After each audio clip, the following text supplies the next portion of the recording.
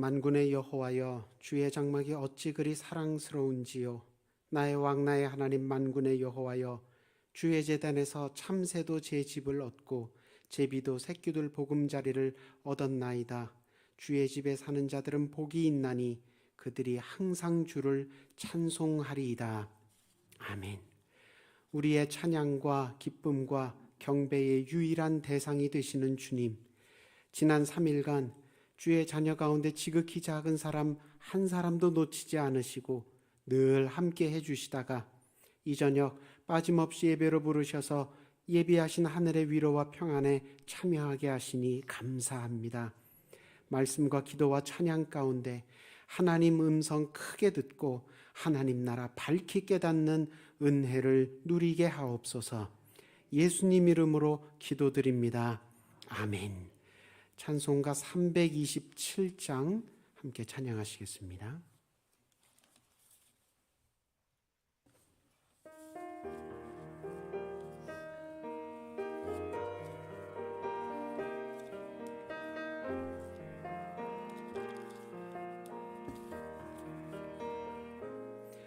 주님 주실 화평 믿음 얻기 위해 너는 정성껏 기도했나.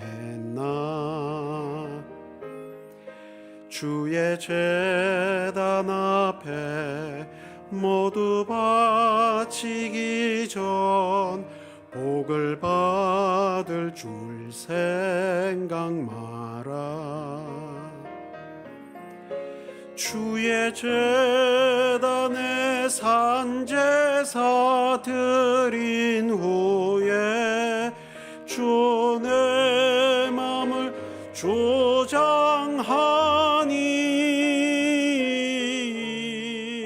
주의 뜻을 따라 그와 동행하면 영생 복락을 누리겠네. 주의 밝은 빛에 항상 활동하며 선한 사업을 힘쓰겠나. 자유 얻으려면 주의 뜻을 따라 너의 모든 것 희생하라. 주의 제단에 산제사 드린 후에 주 내 맘을 조장하니 주의 뜻을 따라 그와 동행하면 영생 복락을 누리겠네. 주의 제단 앞에 모두 바친 후에 주와 온전히 사귀겠네. 주님 주신 기쁨 또한 그의 사랑 어찌 말로 다 형용하랴.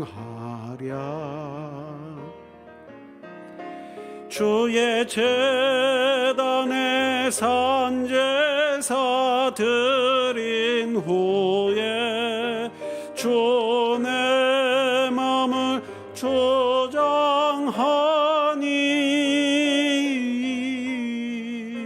주의 뜻을 따라 그와 동행하면 영생 복락을 누리겠네. 찬송가 333장 이어서 찬양하겠습니다.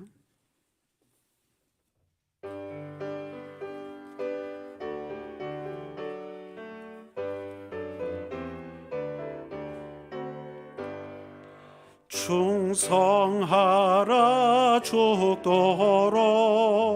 충성하라 주님께 슬픔이나 괴로움이 주의 사랑 못 끊으리 충성하라 죽도록 충성하라 끝까지 충성하라 죽도록 충성하라 주님께 찬란하다 저 멸류관 들려온다 주의 음성 충성하라 죽도록 충성하라 끝까지 충성하라 죽도록 충성하라 주님께 항상 내가 힘쓰오니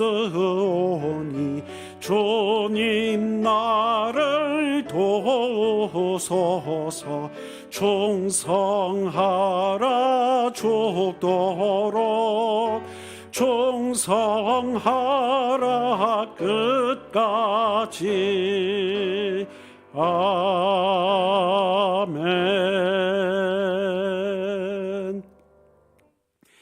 342장 한 장 더 찬양하신 후에 나홍성 권사님 예배를 위해 기도하십니다.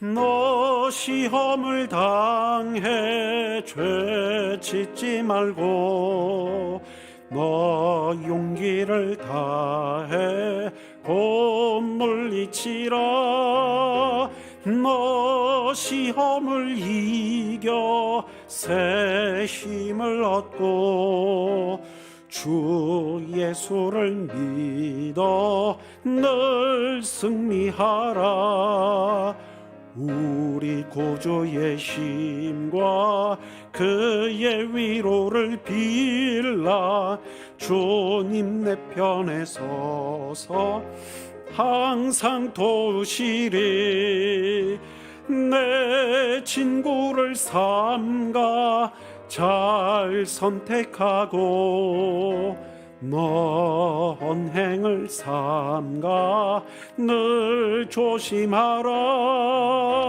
너 열심을 다해 늘 충성하고 온 정성을 다해 주 봉사하라 우리 구주의 힘과 그의 위로를 빌라 주님 내 편에 서서 항상 도우시리 잘 이기는 자는 상 받으리니 넌 낙심치 말고 늘 전진하라 내 구세주 예수 힘 주시리니 주 예수를 믿어 늘 승리하라 우리 구주의 힘과 그의 위로를 빌라 주님 내 편에 서서 항상 도우시리.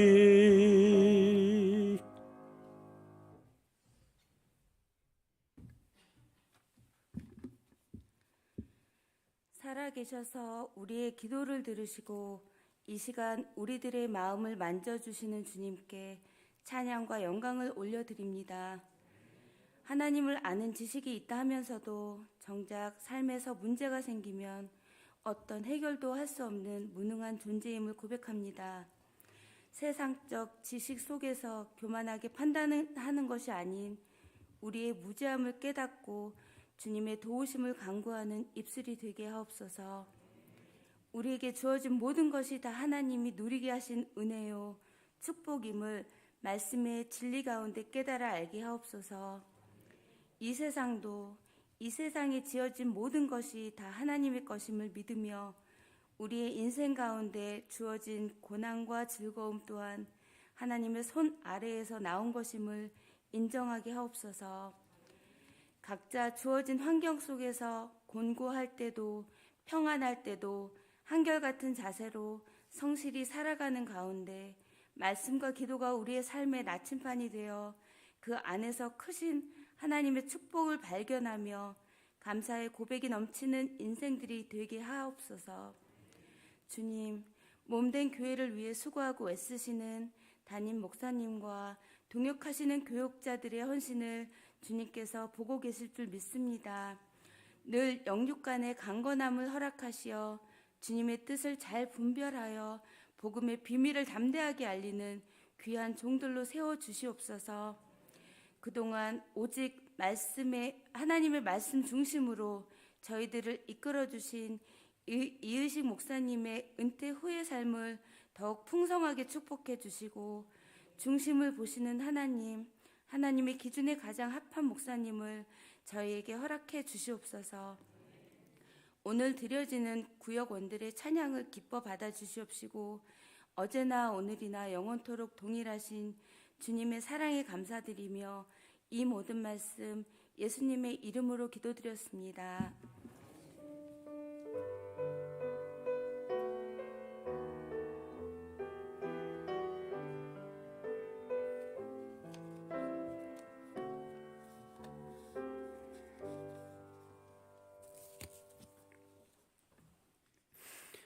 오늘 우리에게 주시는 말씀은 로마서 12장 1절, 로마서 12장 1절 한 절 말씀입니다. 다 함께 한 목소리로 읽겠습니다. 로마서 12장 1절입니다. 그러므로 형제들아, 내가 하나님의 모든 자비하심으로 너희를 권하노니 너희 몸을 하나님이 기뻐하시는 거룩한 산제물로 드리라. 이는 너희가 드릴 영적 예배니라. 아멘. 1교구 소망 1, 2, 3구역 성도들 나오셔서 구역 식구들 나오셔서 찬양으로 하나님께 영광 돌리겠습니다.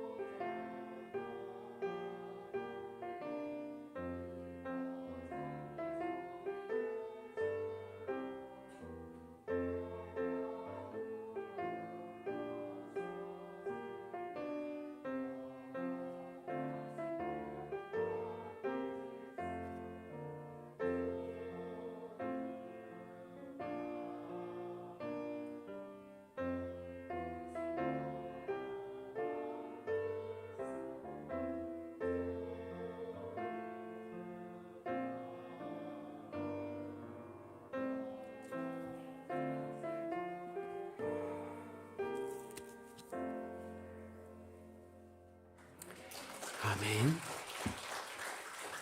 네, 찬양으로 고백한 대로 지난 3일간 우리를 크시고 따뜻하시고 능하신 팔로 감싸주시고 인도해주신 하나님께서 또 주 후반 3일도 동일한 은혜 가운데 우리를 지키시고 함께해 주실 줄로 믿습니다. 네, 오늘 본문 로마서 말씀은 바울의 서신 가운데서도 가장 대표적인 서신이라고 할 수 있습니다. 로마서가 바울 서신 중에 가장 대표적인 서신으로 꼽히는 이유는 단지 로마라는 그 당시 로마 제국 시대의 수도가 로마였는데 거기에 있는 교회에 보냈기 때문에 로마서 편지가 제일 대표적인 서신인가 보다, 그렇게 생각할 수도 있지만 사실은 그런 이유는 아닙니다. 이 수신처, 도시가 중요하지가 않고요. 혹은 이 바울 서신 가운데서 로마서가 분량이 제일 많습니다. 16장에 걸쳐서 쓰여진 편지인데 제일 공들여서 길게 썼으니까 그래서 제일 중요한 편지인가 보다, 그렇지 또 않습니다. 로마서가 바울의 서신 중에 가장 대표적인 가장 중요한 서신인 이유는 그 로마서의 내용이, 그 중심 내용이 아주 중요한 기독교의 교리를 담고 설명하고 있기 때문입니다. 어떤 교리냐? 이신칭의 교리입니다. 믿음으로 말미암아 구원받는다. 그 교리를 로마서가 가장 잘 설명하고 있기 때문에 바울의 대표 서신이라고 불립니다. 바울은 아시다시피 예수님 공생애 때 예수님을 직접 뵙고 배운 적이 없습니다. 심지어 바울은 교회를 박해했던 전력도 있는, 인상이 그렇게 좋지 않은 사람이었죠. 그런데도 불구하고 바울이 초대교회로부터 크게 인정받은 이유, 12사도들보다도 어떤 측면에서는 더 훌륭하다고 인정받은 이유, 그가 쓴 편지, 무려 13편의 편지가 신약성경에 채택이 되는, 들어와 있는 정도로 그렇게 인정받게 된 결정적인 이유가 뭐냐? 바울이 환자들, 병자들을 많이 고치고 바울이 여러 지역 해외에서 선교 활동을 했기 때문이라기보다는 바울에 의해서 기독교가 유대교나 혹은 다른 타종교, 우상종교들과 확실하게 구별되는 중요한 교리를 기독교가 가지고 있음을 바울이 알렸기 때문인데, 그 교리가 무엇입니까? 이신칭의 교리입니다. 믿음으로 말미암아 구원받는다. 이게 유대교하고도 결정적으로 구별짓는 분기점이 되고 타종교, 다른 종교들하고는 말할 것도 없습니다. 바울의 이 이신칭의 교리는 중세시대 스콜라 학파에 의해서 굉장히 많은 현학적인 이론들이 나오면서 신존재 증명 같은 여러 현학적인 어려운 철학들을 동원한 그런 이론들이 나오면서 중세시대 이 바울의 이신칭의 교리가 잠시 잊혀지는 듯 했습니다. 잠시 가라앉은 듯 했지만, 가려지는 듯 했지만 종교개혁 시대에 종교개혁자들에 의해서, 루터나 칼빈 같은 종교개혁자들에 의해서 다시 재조명되고, 그래서 기독교의 핵심으로, 기독교 신앙의 핵심으로 재확인되어 오늘에 이르고 있습니다. 기독교 하면 이신칭의, 기독교는 믿음으로 말미암아 구원받는 것으로 믿는 종교다, 그렇게 알려지게 됐습니다. 이 이신칭의 교리는 로마서 처음부터 나옵니다. 보통 편지 첫머리 1장 부분은 첫인사 부분이죠. 그래서 주 예수의 사도로 부르심 받은 나 바울은 로마 교회 아무개에게 인사하노니 나는 그대들이 주 안에서 평안하기를 원하며, 이렇게 인사말이 쭉 나오는 게 1장인데 이신칭의 교리는 1장에서부터 나옵니다. 1장 16절 17절 아주 중요한 교리가 그 뒤에도 물론 설명이 되지만 이렇게 1장에서부터 간단하게나마 탁 제시가 되고 있습니다. 너무 중요한 구절이라 사실 오늘 본문 12장에 앞서서 이 16절 17절을 잠시 한번 보시면 내가 복으로움을 부끄러워하지 않으니 이 복음은 모든 믿는 자에게 구원을 주시는 하나님의 능력이 됨이라. 먼저는 유대인에게요. 그리고 헬라인에게로다. 복음에는 하나님의 의가 나타나서 믿음으로 믿음에 이르게 하느니 기록된 바 오직 의인은 믿음으로 말미암아 살리라 함과 같으니라. 첫인사 하는 중에 벌써 바울이 이렇게 로마 교회 교인들에게 이신칭의 교리가 중요하기 때문에 먼저 이렇게 설명을 꺼내고 있습니다. 우리말로 이렇게 번역이 된 내용이 좀 좋게 말하면 문어체로 좀 시적으로 이렇게 고상하게 번역이 됐는데, 그러다 보니까 현대 한국어로 이렇게 이해하기에는 좀 이렇게 피부에 와닿지가 않죠. 그래서 좀 쉽게 편하게 이해할 수 있게 좀 현대말로 맞게 다시 좀 번역을 하자면, 그 16절에 이 복음은 모든 믿는 자에게 구원을 주시는 하나님의 능력이 됨이라. 이 표현은 멋있는데 이 말 뜻이 뭐냐면, 복음을 믿는 사람은 모두 하나님에 의해 능히 구원을 받습니다. 그런 뜻입니다. 제가 이렇게 좀 쉽게 번역한 게 더 이해가 좀 피부에 좀 잘 와닿죠. 복음을 믿는 사람은 모두 하나님에 의해 능히 구원을 받는다. 그리고 복음에는 하나님의 의가 나타나서 믿음으로 믿음에 이르게 한다. 이 말 표현도 좀 쉽게 번역을 하자면, 복음에는 하나님의 의, 하나님께서 무엇을 옳게 여기시는지가 복음에 설명되어 있는데, 처음부터 끝까지 하나님께서 옳게 여기시는 것은 처음부터 끝까지 믿음에 있다라고 복음에 설명되고 있다는 뜻입니다. 그러니까 믿음에서 믿음에 이르게 한다. 이 말은 from faith to faith, 믿음으로부터 믿음에 이르기까지, 처음부터 끝까지 철두철미하게 오직 믿음에 있다는 뜻입니다. 뭐가요? 하나님께서 옳게 여기시는 것이 처음부터 끝까지 믿음에 나타나 있다. 그래서 오직 의인은 믿음으로 말미암아 살리라. 하나님께서 옳다고 인정하시는 사람, 의인. 하나님께서 옳다고 인정하시는 사람이란 어떤 사람이냐? 하나님을 믿었기 때문에 하나님에 의해 살게 된 사람이다.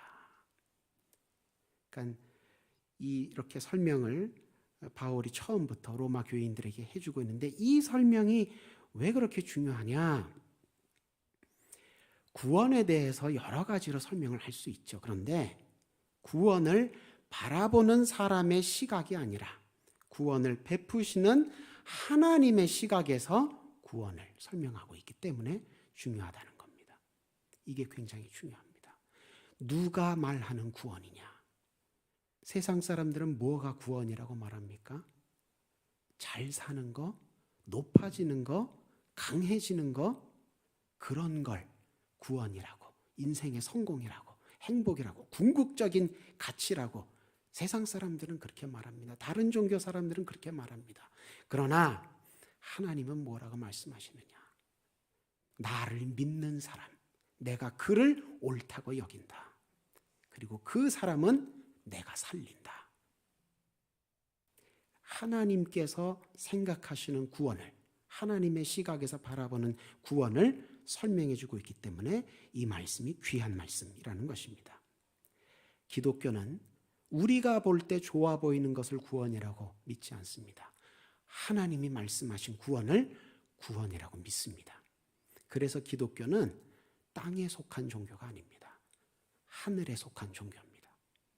하나님께서 구원에 대해 알려주신 것을 믿는 종교. 그것이 기독교라는 것입니다. 구원은 전적으로 하나님께 달려있는 것입니다. 그래서 전적으로 하나님을 믿어야 된다는 겁니다. 그게 기독교의 관점입니다. 그게 기독교가 신앙하는 내용입니다. 바울 서신은 크게 둘로 나뉩니다.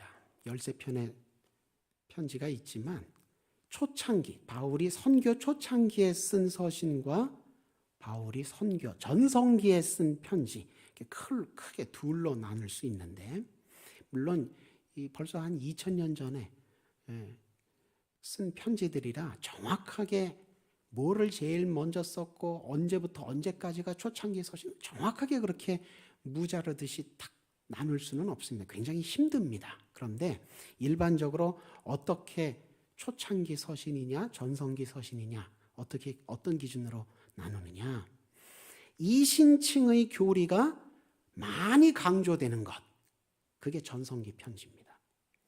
이신칭의 교리가 다른 편지들에 비해 가르쳐지기는 가르쳐지는데 조금 덜 강조돼서 가르쳐지는 것, 그게 초창기 서신입니다. 왜 이렇게 나뉘어지느냐 하면, 물론 바울이 선교 초창기에도 이 유대인들이, 이 선민의식으로 가득 차 있는 유대인들이, 이방인의 믿음은 인정하지 않는 그런 교만한 유대인들이 이 바울의 선교 활동을 놓고 교회가 부흥하니까 시기 질투가 막 일어났죠. 그래서 회방하고 박해하고 그랬습니다. 선교 초창기에도 그런 회방과 박해가 있었습니다. 또 선교 초창기에도 그 당시에 아주 문명한 지역의 그 헬라인들이나 로마인들은 바울이 전하는 복음을 좀 무시하고 조롱했지요. 아이, 무슨 십자가에 달려 죽은 죄인이 온 세상을 구원하는 구세주냐, 말이 안 된다, 그렇게 무시하고 조롱했었죠. 또 바울 선교 초창기에도 거짓 교사들이 유혹하는 그런 일들이 있었지만, 그렇게 바울이 선교를 그 사람들을 이렇게 대적하느라고 선교를 못할 정도는 아니었습니다. 그런데 바울의 선교가 점점 무르익고 교회가 부흥하자 그런 대적자들의 그런 반대, 회방, 또 이단들의 그런 간사한 계략, 이런 것들이 많이 심해졌죠. 바울이 볼 때 교회가 위태롭게 되는 그런 상황까지 이제 가게 된 겁니다. 그래서 바울이 어떻게 합니까? 그때부터는 올바른 구원론을 아주 열을 내서 가르치기 시작합니다. 유대인들이나 거짓 교사들과를 상대하여서 구원론 논쟁이 치열해지는 거죠. 그러다 보니까 어떻게 됩니까? 이신칭의 같은 핵심 교리를 많이 더 열심히 강조해서 가르치게 될 수밖에 없었습니다.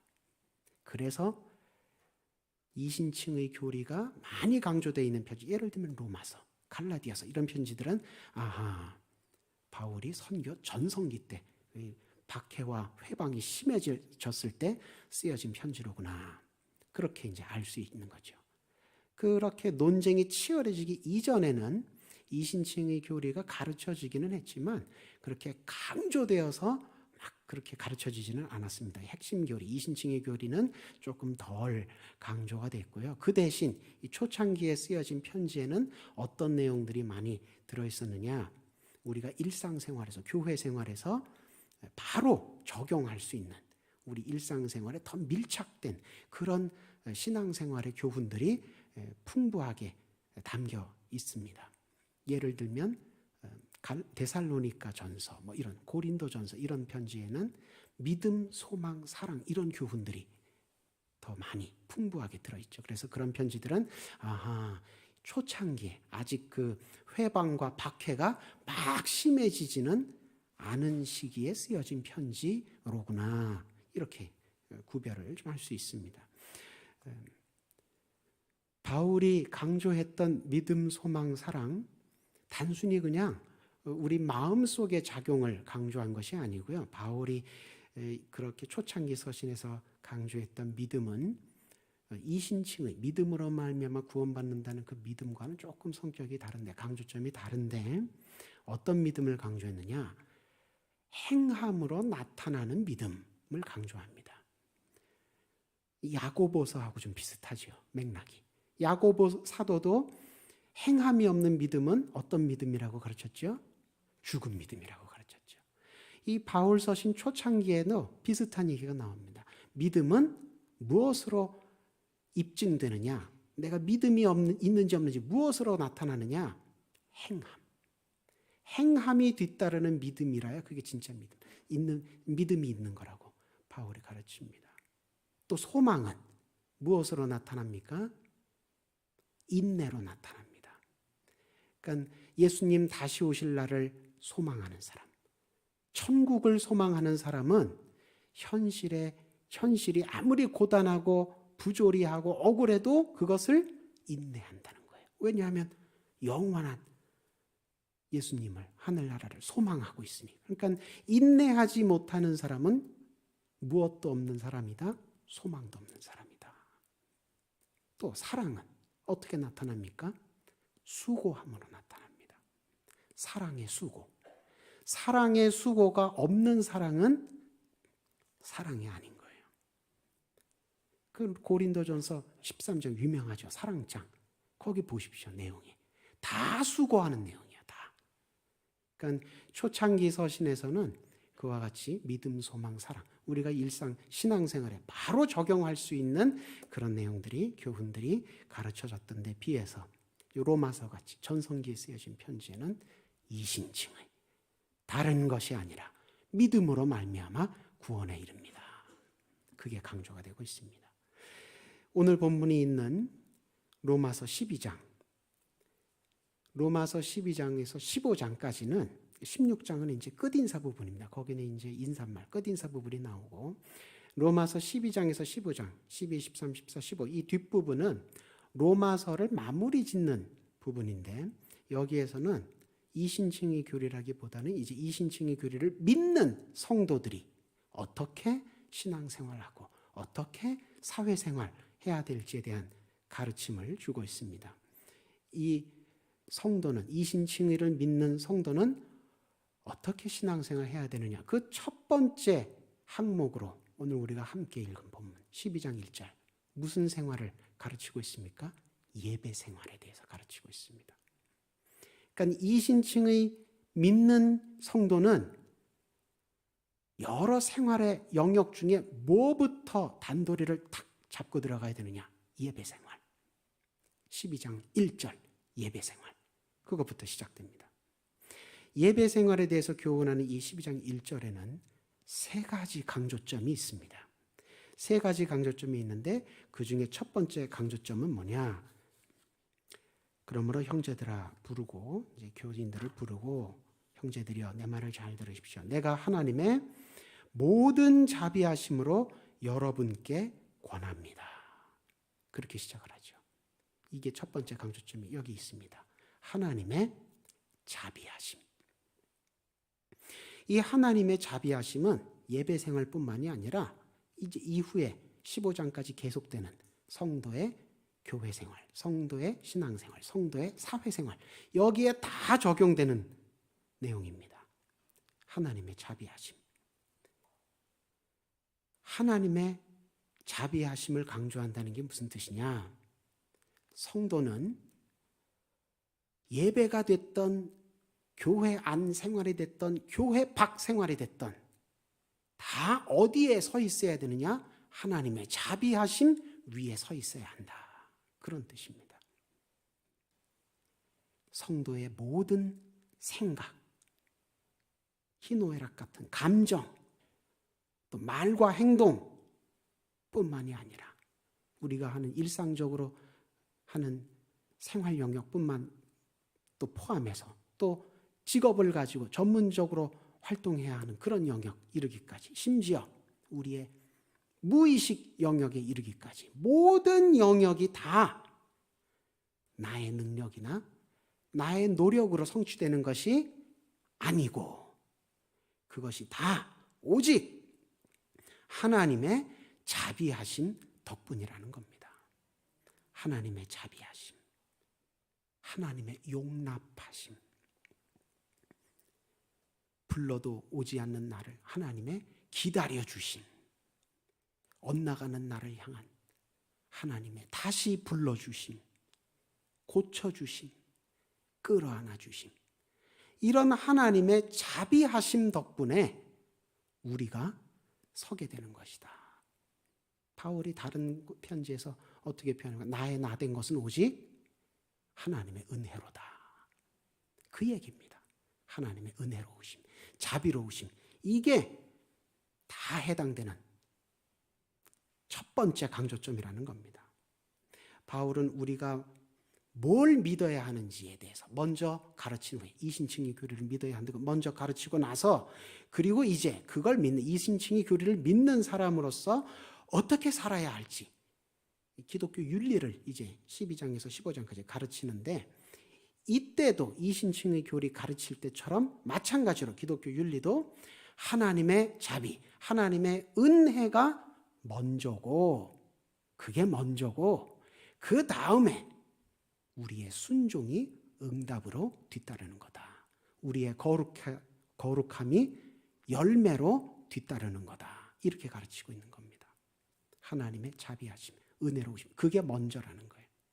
그 다음에 우리의 순종, 우리의 거룩함은 뒤따라오는 열매, 우리의 응답입니다. 이게 굉장히 중요한 설명입니다. 이게 순서가 뒤바뀌면 바리새 공로주의가 됩니다. 내가 하나님 앞에 거룩하고 내가 하나님 앞에 순종 잘하고 그러니까 하나님이 나를 인정해 주셔서 구원의 은혜를 주시지. 이게 바리새 공로주의예요. 기독교는 거꾸로입니다. 하나님의 은혜가 하나님의 자비가 먼저고 그 위에 우리가 응답으로 순종으로 뒤따르는 겁니다. 그래서 하나님 앞에 구원 앞에 자랑할 것이 하나도 없는 겁니다. 먼저 은혜로 우리가 부르심 받고 하나님께서 먼저 기다려 주시고 먼저 세워 주시고 끌어안아 주시니까 그 후에 우리가 뭐 목사도 되고 장로도 되고 교회도 나오고 선행도 하고 이렇게 되는 거지 거꾸로가 아니라는 겁니다. 이게 거꾸로가 되면 바리새 공로주의가 돼서요. 구원받기가 너무 힘들어집니다. 그죠? 아니 얼만큼 선행을 행하고 거룩해져야 하나님께 인정받고 구원의 은혜를 받는 거예요. 그게 아니라는 거죠. 이 설명이 그래서 중요합니다. 예배 생활에 대한 두 번째 강조점. 너희 몸을 하나님이 기뻐하시는 거룩한 산제물로 드리라. 너희 몸을 산제물로 드리라. 그래야 하나님이 기뻐하신다. 이 말뜻은 무슨 뜻이냐면요. 하나님께 용서받기 위해서는 원래는 어떻게 해야 됩니까? 죄 지은 장본인인 내가 죄값을 치러야 되지요. 원래는 죄인인 내가 내 목숨을 들여서라도 죄값을 치러야 했습니다. 그런데 사실은 내 목숨을 바친다고 해서 정말 죄값이 치러지느냐? 사실은 그렇지도 않아요. 왜냐하면 내 목숨이 내 겁니까? 아니죠. 생명은 다 하나님 건데. 그죠? 우리도 이 사는 인생 동안 하나님으로부터 시간과 생명을 받아서 사는 거지 내 힘으로 내 생명을 사는 게 아니잖아요. 이 생명도 하나님 거란 말이죠. 그러니까 하나님께 내가 지은 죄값 갚는다고 하나님께 받은 생명을 하나님께 돌려드린다고 그게 무슨 죄값을 치르는 거 하나님 거 원래 하나님에게 다시 돌려드리는 것 뿐인데 우리가 목숨을 드린다고 해도 사실 하나님 앞에 우리 죄값을 치를 수가 사실은 없습니다. 다만 하나님께서 그래 죄값을 치른다고 하니 그래 내가 받아주마 용납하시니까 죄값을 치러서 하나님에게 용서받을 길이 열리게 된 것뿐이죠. 그런데 또 생각해 보면 어떻습니까? 내가 나를 제물로 죽여서 하나님께 바치면 죄값은 치러진다고 해도 의미가 없죠. 내가 죽어버렸으니까. 그래서 하나님께서 야 그렇게 하려면은 내가 너 죄값을 치러주는 게 의미가 없으니까 네가 죽으니까 의미가 없으니까 그러면 동물로 제사를 지내라.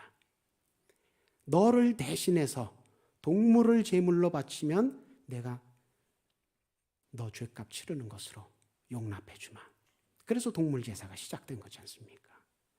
그런데 어떻습니까? 그 제사를 집례하는 제사장도 유한하고 완벽하지 못합니다. 바치는 소와 양도 유한하고 완벽하지 못합니다. 그러니 매번 동물 제사 드려야 되죠. 그것 가지고 죄의 문제가 완전히 해결이 되지가 않으니까 그래서 오신 분이 누구셔요? 하나님의 독생자 예수님이 오신 겁니다. 그래서 예수님은 완벽한, 무한하고 완벽한 대제사장 겸 어린 양으로 우리의 모두의 죄를 감당해 주신 것이죠. 그래서 이제 우리는 더 이상 동물을 죽여서 제사를 하나님께 올릴 필요가 없어졌습니다. 죽은 동물 드리는 제사는 이제 필요 없게 됐습니다. 근데 여기서 좀 궁금하지요. 하나님은 왜 애초에 제사도 그렇게 복잡한 여러 규정을 통해 제사를 드리라고 하시고 또 심지어 자기 독생자를 대신 희생시켜 가면서까지 그렇게 십자가에서 희생제사를, 희생제물을 그렇게 받으시려고 하셨을까? 왜, 뭐 때문에, 뭘 얻으시려고 그러셨을까? 하나님이 그렇게 제사를 요구하시고 제물을 요구하신 것은 무엇을 얻기 위해서였습니까? 나를 얻기 위해서였습니다. 나를. 독생자 예수 그리스도를 대신 희생시키 가면서까지 다시 얻으려고 하신 것은 이른 양 같은 나를 다시 얻으려고 그렇게 하신 겁니다. 그래서 여러분, 예배의 핵심은 하나님께 우리가 얼마나 많은 걸 드렸느냐, 얼마나 비싼 걸 드렸느냐, 또 얼마나 화려하고 얼마나 큰 예배당을 지어서 하나님께 예배를 드리고 있느냐, 또 그 예배를 얼마나 평생 동안 드렸느냐, 360일 가운데 하루도 빠짐없이 드렸느냐 아니냐, 또 얼마나 아름답고 장엄한 예식의 순서를 통해서 드렸느냐, 그런 외적인 데 예배의 핵심이 있지 않습니다.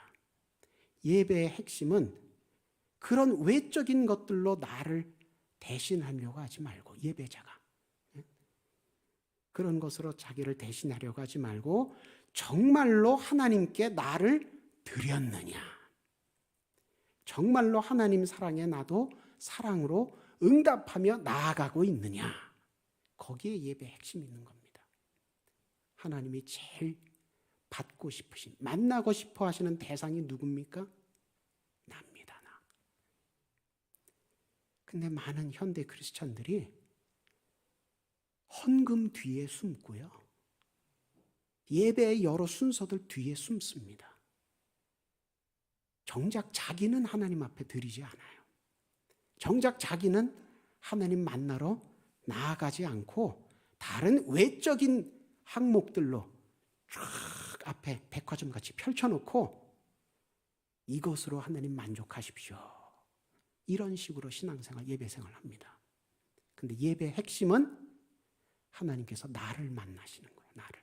하나님은 내가 나를 바치기를, 나를 드리기를 바라고 계신다는 겁니다. 내 몸을 산제물로 드린다, 이 표현은 내가 생각이나 말로만이 아니라 내 몸을, 현실의 나를, 진짜 나를 하나님의 소유로 드린다, 하나님께 맡긴다, 하나님 뜻에 맡긴다, 이런 뜻입니다. 하나님이 뭘 기뻐하시느냐, 마치 예수님 비유에 나오는 탕자를 맞이하는 아버지처럼 하나님은 예배자가 자기에게 나아와서 자기를 만나는 것, 그걸 기뻐하십니다. 그래서 하나님은 예배자를 기다리십니다. 다른 것이 아니라 하나님은 바로 나 자신을, 예배자로 나오는 나 자신을 하나님은 반갑게 맞이하시고 기다리시고 기뻐하신다는 겁니다. 그래서 내가 나를 온전히 하나님께 맡길 때, 정말로 하나님께 돌아와 하나님 품에 안길 때, 진심으로 하나님 나에게 이런 큰 사랑 주셔서 감사합니다, 나도 하나님 제일 사랑합니다, 그렇게 사랑으로 나도 하나님께 응답할 때, 그때 하나님이 내가 기뻐하는 예배다, 그렇게 받으신다는 거예요. 여러분, 얼마 전에 추석 명절이 있었죠? 시골에 계신 부모님, 그분들한테 제일 반가운 선물이 뭡니까? 건강한 내 얼굴, 그죠? 건강한 우리 손주 얼굴들. 그게 제일 좋은 선물이에요. 아무리 뭐 아버지 어머니 이게 영광굴비 제일 좋은 겁니다. 이게 강원도 평창 2++++ 한우 세트입니다. 아무리 보내드려도 내 얼굴만큼 기뻐하시겠어요? 그럴 리가 없죠. 하나님도 마찬가지라는 겁니다. 하나님도. 예배는 핵심이 어디 있느냐? 내가 하나님 앞에 나아가서 하나님 품에 안기는 것. 그걸 하나님이 기뻐하신다는 겁니다. 세 번째 강조점으로 바울은 이는 너희가 드릴 영적 예배니라. 우리 자신을 드리는 게 예배의 핵심인데, 그래서 우리가 예배를 드릴 때 다른 것보다도 우리 자신을 하나님께 드려야 되는데, 그런 예배를 바울은 뭐라고 표현하느냐? 우리가 드릴 영적 예배다, 이렇게 요약을 합니다. 이 영적 예배라는 표현을 헬라어 원어로 보면 영적이다 하니까 이게 뭐 마치 성령과 관련이 되는 것 같은데, 원어로 들여다보면 성령하고는 관련이 없습니다. 로기코스라는 형용사가 쓰였는데, 이 말은 뭐 신약 성경에서는 영적인, 뭐 신령한 이렇게도 번역이 됐습니다. 그런데 일반적으로는 일상 헬라어에서는 이 말은 합당하다, 합리적이다 이런 뜻으로 쓰입니다. 이 말의 어원이 되는 말이 로고스인데, 이 로고스라는 말도 신약 성경에서는 말씀이라고 번역이 됐죠. 그 예를 들어서 요한복음 같은 데서 나오는 표현들, 태초에 말씀이 계시니라, 혹은 말씀이 육신이 되셨다. 그게 다 로고스라는 단어가 쓰인 거예요. 근데 이것도 신약 성경에서는 그렇게 쓰였지만 일상적으로 헬라어에서는 이성 혹은 논리 이런 뜻으로 쓰입니다. 그래서 논리학을 영어로 로직이라고 하죠. 로고스, 그 어원에서 나온 말입니다. 그래서 우리가 드릴 영적 예배다, 이 표현도 조금 더 쉽게 일상적인 표현으로 바꿔서 번역하자면, 우리가 마땅히 드려야 할 예배로 여기라. 무엇을? 우리 자신 드리는 것을. 그것을 우리가 마땅히 드려야 하는 예배라고 여기라, 이런 뜻입니다. 그러니까 예배를 이 종교적인 어떤 그런 형식만 잘 갖춰서 드리는 것이라고 생각하지 말고, 정말로 나 자신을 하나님께 맡기는 생활을 하는 것, 정말로 나 자신이 일상생활에서도 하나님을 따르는 그런 삶을 사는 것, 그것을 예배라고 여기라, 그런 뜻입니다. 요즘 그 표어로, 현대말로 이런 표어 혹시 들어보셨나요? 삶으로 드리는 예배.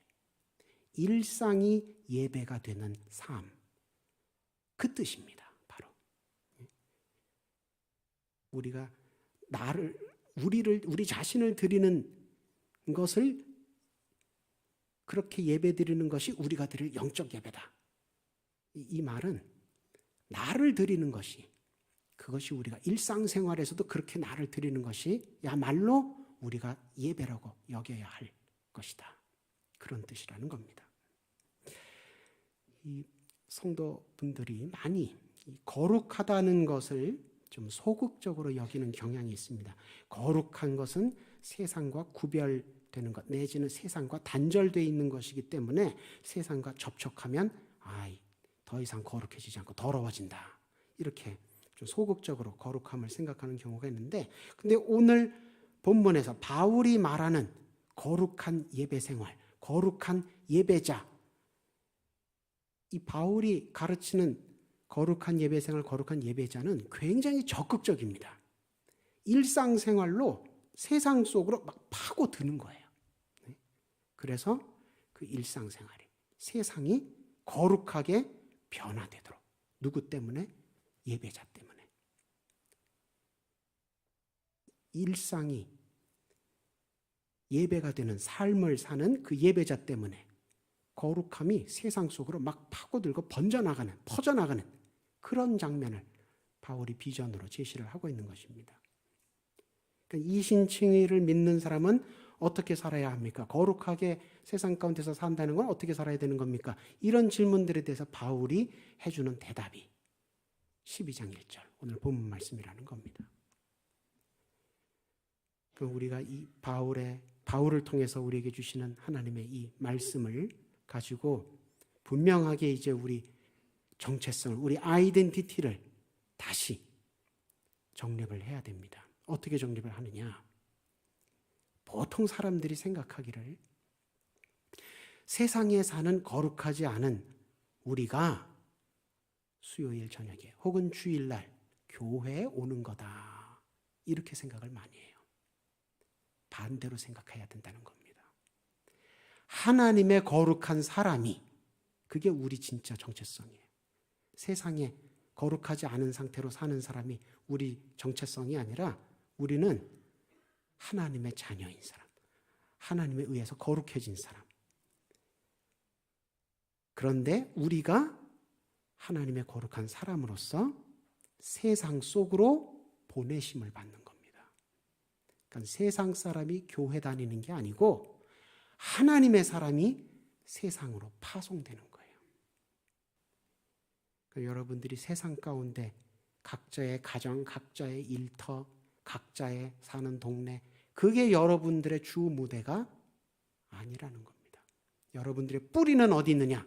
교회, 예배, 하나님 앞, 여기가 여러분들의 뿌리입니다. 그리고 많은 시간 세상을 향해 파송되어 나가서 사는 거예요.